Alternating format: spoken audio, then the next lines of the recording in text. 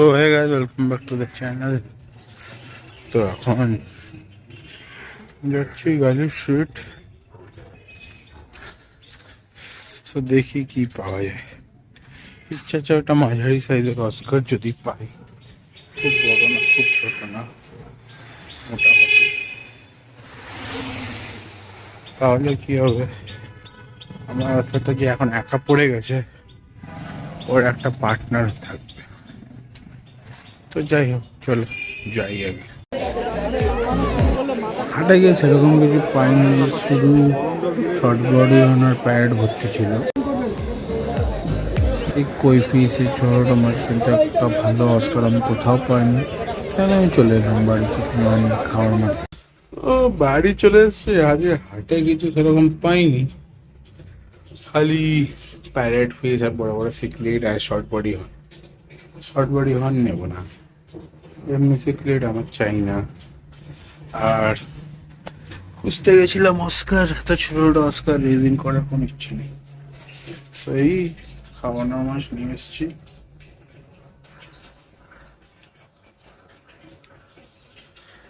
এই থাক অস্কার, একটা অস্কার আমার টাটাদের জন্য।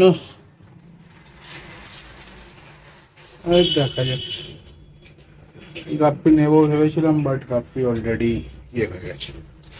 তো দেখি আজ একটু সিকলেট ট্যাঙ্কটাও খালি করবো, দেখা যাচ্ছে।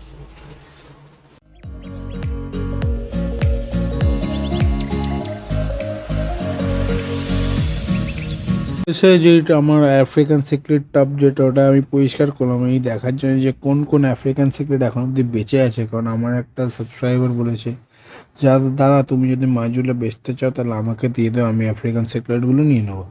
বাট আপাতত আমি বেচার মুডে নেই, কারণ মাছগুলো আমার অনেক শখের আনা মাছ, মানে র্যান্ডাম গিয়ে কিনে আনা মাছ। আর কেসটা হচ্ছে, এগুলো আমি একটু চাইছিলাম একটা ভালো ট্যাঙ্ক করবো, তার মধ্যে ছাড়বো। যদি না ছাড়ে, হ্যাঁ আমি ওকে ফার্স্ট মানে ফার্স্ট পার্সন ওই যাকে আমি বলবো যদি বেচি।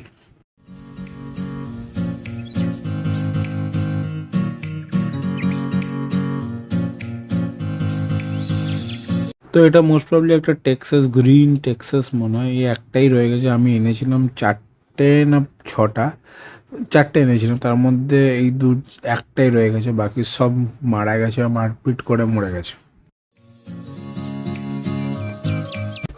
তো একটা এক্সপেরিমেন্ট বলো বা জুগাড়, যে এদের জন্য ছোট মাছ আমি পাই, আর এরা এখন হ্যান্ড ফিড নিচ্ছে না, বিকজ এই পার্টিশনটা আছে, এখানে দুটো অস্কার আছে। এ তো পারলে এক্ষুনি অ্যাটাক করে হাতে। ওর বড় ভাই ওখানে বসে আছে। তো যেটা হচ্ছে, তার দিয়ে একটা কনস্ট্রাকশন বানাবো, দেখা যাক।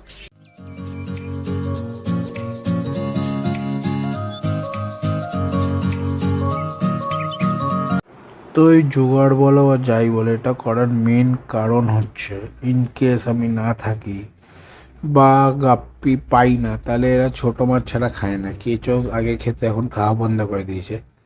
তো এমন কিছু একটা সিমুলেশন করা, যেটা একটা মাছের ফ্লোতে যেরকম মাছ চলে, জলের ফ্লোতে সরি, ওটা বোঝা হয়। তো কী করলাম, একটা তার নিলাম, তারটাকে মেপে নিয়ে ওটাকে আমি বেন্ড করে ওর থেকে সুতো দিয়ে দুটো হুক মতন করলাম।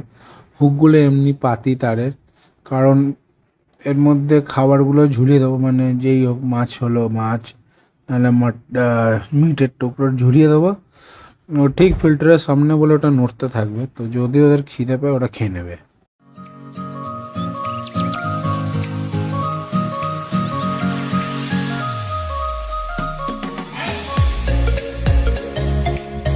তো দেখলাম হুকগুলোও আমি বানিয়েছি, বিকজ যেই হুক এমনি ফিশ স্টোরে পাওয়া যায় সেগুলো তো ভাঙতে পারবে না। আর এই হুকগুলো এতই পাতলা যে মাছ যদি একটু হালকা করে টানে মাংসর টুকরো বা মাছটাকে, ওটা ইজিলি বেরিয়ে যাবে। প্রথম 2-3 দিন দিয়ে দেখেছিলাম, ওরা খায়নি, বাট এখন তো ওদের পেট ভর্তি বলে হতে পারে।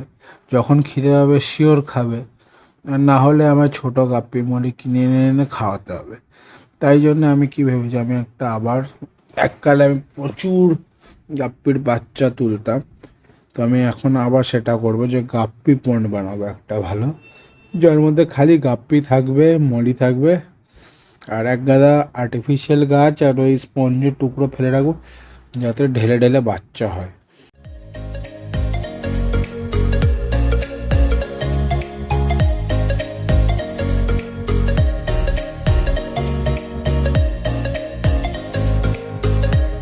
দুদিন হয়ে গেছে ওরা খাইনি, তো আমি প্রত্যেক দিন চেঞ্জ করে দিই, ফেলে দিই, বিকজ অবভিয়াসলি গলে যায়।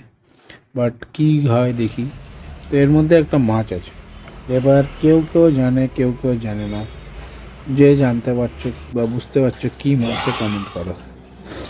তো আমার আপডেট দেওয়া দরকার ছিল, বিকজ অস্কারটাকে নিয়ে আমি চিন্তায় ছিলাম, তাই হয়ে হলাম তোমাদেরকেও আপডেট করে দিই। ও এখন হ্যান্ড ফিড নিতে শুরু করেছে আবার, যেটা খুব ভালো কথা, কারণ ও একদম ফিড বন্ধ করে দিয়েছিল। অস্কার কই দুটো, শাক দুটোকে ভয় দেখাচ্ছিল, বাট এখন ও আবার আগের মতন হালকা হালকা অ্যাগ্রেসিভ হচ্ছে।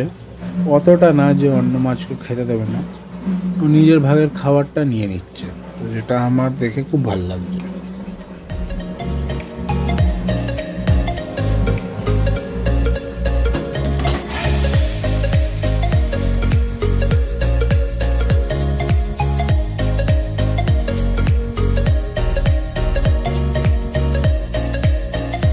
তো আমার কই ফিশগুলো আমার হাত থেকে খায়, তো এই মহাশয় এও এখন হাত থেকে হ্যান্ড ফিড মোটামুটি নিতে শুরু করেছে।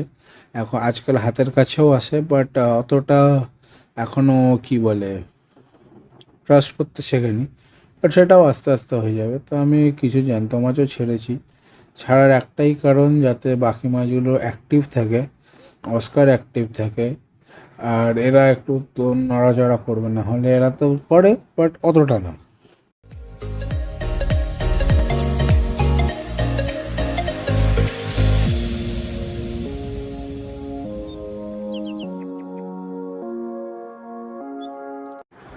তো এই পাথরগুলো এনেছি আমি একটা স্পেশাল ট্যাঙ্ক মতন করার ইচ্ছে, তাই জানি না। আর এই পাথরটা এখন এর মধ্যে আছে, একটাই কারণ সেই নতুন মাছটা এই ট্যাঙ্কে ছাড়া আছে, তো যাতে আমার অ্যারোওয়ানা, প্লেকো আর এই কই ফিশ তাকে ডিস্টার্ব না করে, তো এই পাথরের হাইড আউটটা দিয়েছিলাম, বাট ওর এটা খুব একটা পছন্দ হয়নি, যা বুঝলাম, বিকজ পুরো ওপেন। তো তাই জন্য আমি ওকে একটা নারকোলের হাঁড়ি দিয়েছি, যার মধ্যেও অ্যাট প্রেজেন্ট থাকছে। আর একটুখানি বলে দিচ্ছি, ওটা একটা ক্যাটফিশই, তাই জন্য নারকোলের হাঁড়ি পছন্দ করেছে। আর আমার পার্সোনাল ফেভারিটও, কারণ এটা পুরোপুরি ন্যাচারাল। তো ভিডিওটা কেমন লাগলো বলো, লাইক করো, শেয়ার করো, সাবস্ক্রাইব করো, আর 500 করিয়ে দাও এই মার্চের মধ্যে, প্লিজ প্লিজ প্লিজ, কারণ মার্চে আমার বার্থডে, তো ভালো বার্থডে গিফট হয়ে যাবে তোমাদের তরফ থেকে। আর নতুন মাছটা এটা এনেছি, সেটা আমি নেক্সট ভিডিও দেখাবো। আর আগে খাওয়া ধরুক, তাছাড়া আমিও ক্যামেরা চাইতে হবেই এখন। সো দেখি কতদিন নায়ক অন ক্যামেরা ফিটও নিতে।